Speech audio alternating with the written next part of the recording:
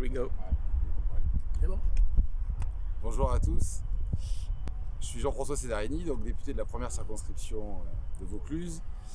Et aujourd'hui on est sur le pont d'Avignon pour parler un petit peu justement de l'avenir de la ville et expliquer ses atouts, ses limites et ce qu'elle peut effectivement devenir. C'est intéressant d'être au bout du pont d'Avignon parce que c'est beaucoup de symboles qui sont au bout du pont d'Avignon. Ce pont est cassé comme tout le monde le sait, il reliait la tour Philippe le Bel et le Gard.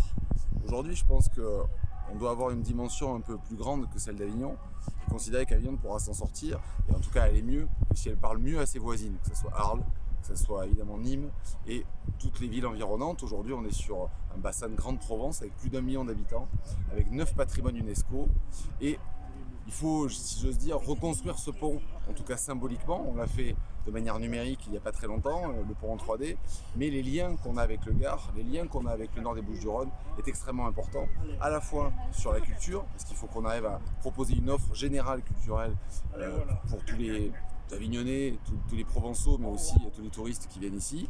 On l'a fait, je l'ai fait il n'y a pas très longtemps, on a créé une première newsletter et un premier site où on peut justement voir tout ce qui se passe sur la Grande Provence et aussi sur le plan par exemple de la sécurité.